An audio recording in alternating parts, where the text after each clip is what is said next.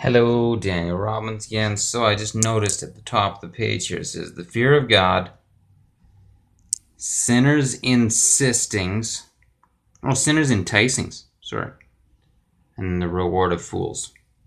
I thought it was saying sinners' insistings, which is sadly true as well. But Proverbs 1.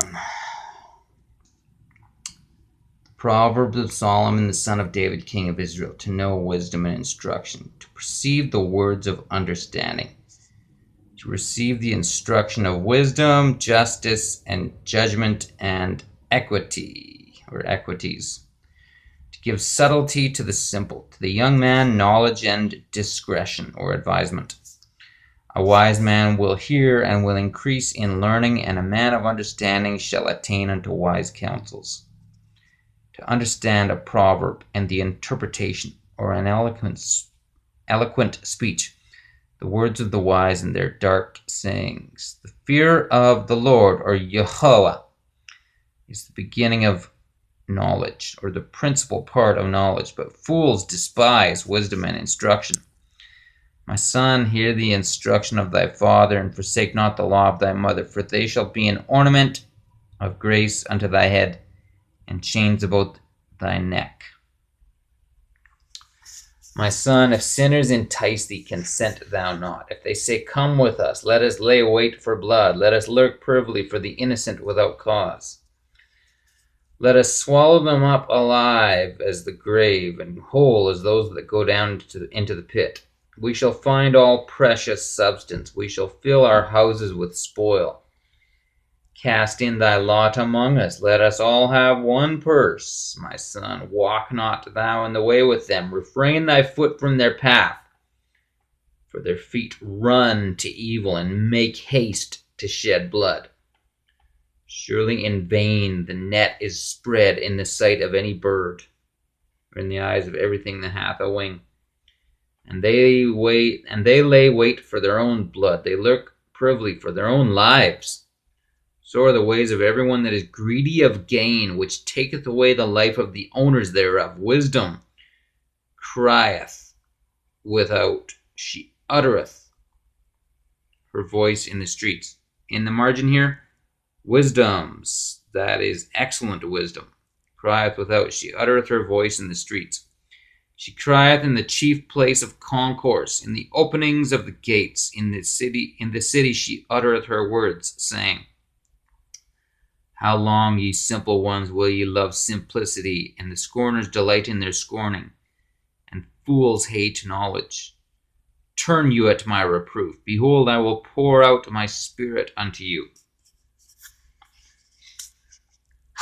I will make known my words unto you, because I have called, and ye refused.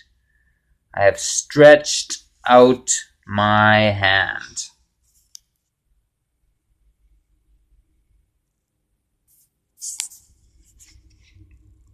And no man regarded.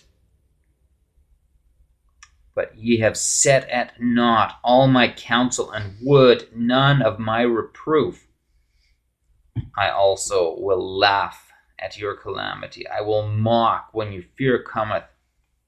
When your fear cometh as desolation, and your destruction cometh as a whirlwind.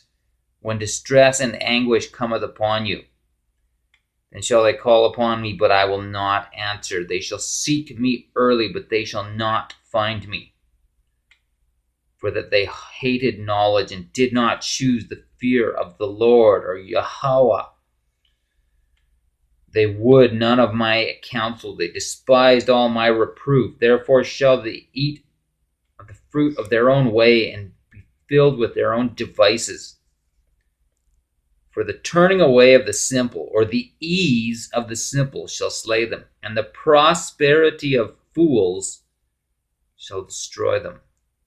But whoso hearkeneth unto me shall dwell safely, and shall be quiet from fear of evil. I wanted to read that because I think it's such a striking picture of how wisdom reaches out to us. And in the recent years, wisdom has been reaching out to us in a special way. In my opinion, here's what happened. We, the world, we wanted to go astray from God. We wanted to do as it says in Proverbs 14:1. The fool has said in his heart, there is no God. And the words there is are actually in italics. So without those italicized words, it would simply read, the fool has said in his heart, no God. And we really wanted to do that. So I think hundreds of years ago, God, and see, here's the only thing. See, here's what I'm talking about. The fool has said in his heart, so these words here, there is, that's the equivalent of italicized words in our more modern King James Bibles. But now, I do want to back up a little bit. Obviously, there was a bit of a war raging between the flat Earth and the globe, even as recently as early 1900s. And Daryl Marble, I thank you for pointing out, there was a guy who was on the run, and they were hunting him down, and he was going to be in trouble because he was going around teaching children the globe. And they considered that child abuse, and I can see why they did. Some of you may not understand why I'm saying that.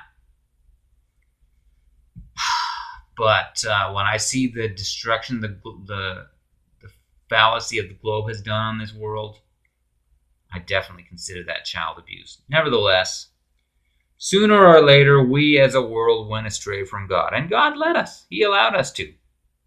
I think it's very interesting. In 1901, David Wardlaw Scott, he wrote Terra Firma. Unfortunately, most of the world didn't listen to what he was saying. And then before we knew it, in 1914, we had World War I. And then we had World War II. And in my opinion, that's a pretty good picture of what happens when we don't listen to wisdom. And I love the fact that God has just been waking the world up through the internet, through online videos. And I've been hearing about how YouTube might be about to censor flat earth videos. I don't think it's happened yet. I hope it doesn't. But even if it does, I'm just going to say, well, why do the heathen rage and the people imagine a vain thing? The kings of the earth set themselves, and the rulers take counsel against the Lord or Yahweh and against his anointed, saying, let us break their bands asunder and cast away their cords from us. He that sitteth in the heavens shall laugh. The Lord or Yahweh shall have them in derision. Then shall he speak unto them in his wrath, and vex them in his sore displeasure. Yet have I set my king upon my holy hill of Zion. So that's a quote from Psalm 2. So there is no way they can conceal the truth. It's like light. How can you keep light from coming in a room and just lighting it all up? That's exactly what the truth about the flat earth is all about. And wisdom, again, is saying, how long, ye simple ones, will ye love simplicity? And the scorners delight in their scorning, and fools hate knowledge. Turn you at my reproof. Behold, I will pour out my spirit unto you. I will make known my words unto you, because I have called and ye refuse. I have stretched out my hand, and no man regarded. But ye have set at naught all my counsel, and would none of my reproof. I also will laugh at your calamity. I will mock when your fear cometh.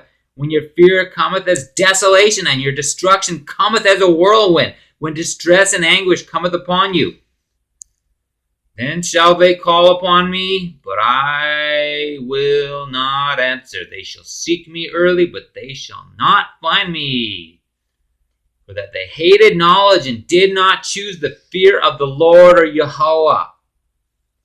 They would none of my counsel. They despised all my reproof. Therefore shall they eat of the fruit of their own way and be filled with their own devices. For the turning away of the simple, or the ease of the simple, shall slay them, and the prosperity of fools shall destroy them. But whoso hearkeneth unto me shall dwell safely and shall be quiet from fear of evil. I just had a thought. We went astray from God. We insisted on believing evolution and the globe. It's all one big package. I know some of you believers or Christians think that you can, some of you believe in theistic evolution, but a lot more of you believe in creation, but then you also think the earth is a globe. And they think that God just created the earth a globe. And I'm just going to say, that's silly, people. No, it's not glorifying to God to be silly like that. Please stop.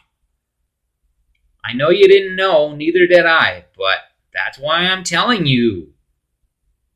You think I'm doing this for fun?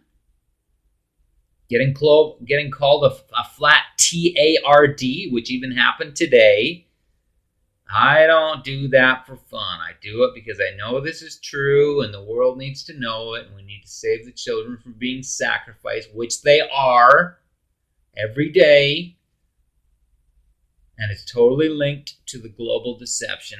And I know some of you don't want to think that's true. It doesn't matter if you want to think it. It's still true. Don't think it doesn't matter whether the earth is flat or a globe. That's a silly thought. I just rebuke it in Yeshua's name and in Yahweh's name. Let's get smart, okay? Let's smarten up and get hip and listen to wisdom. So anyway, we went astray. We believed that the earth was a globe. We didn't believe in God anymore. Again, next thing we know, we have a world war, and then we have another world war, World War II. And some of you want to think that God doesn't exist because World War II happened. No, you don't get it, do you? God let us go astray from him. And that's why World War II happened and World War I. And by the way, be careful what you believe. Anytime the winner of a war tells you a story, you might not want to believe it. That's true of World War II. That's true of the American Civil War.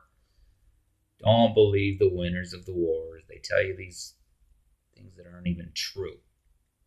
So that's another example of where it's foolish to say that God doesn't exist when you're believing things about World War II that aren't even true. And there's a lot of misinformation about that war. Don't just believe the winners of that war, because they'll tell you what they want you to believe. They'll give you their propaganda. And I'm blowing the whistle on it because it's time. And by the way, it's just never going to be good to lie about anything, okay? And that's whether you're a Jew or a Gentile. What's good for the goose is good for the gander. And no matter what you are of those, among those two groups, I'm not covering up your lies. Have a great day. Have a great, I guess today would be the 5th day of the week, commonly known as Thor's Day, or we spell it Thursday. And I call it Fish and Fowl Day because on the 5th day of creation, God created the fish and fowl, or birds. So have a nice day.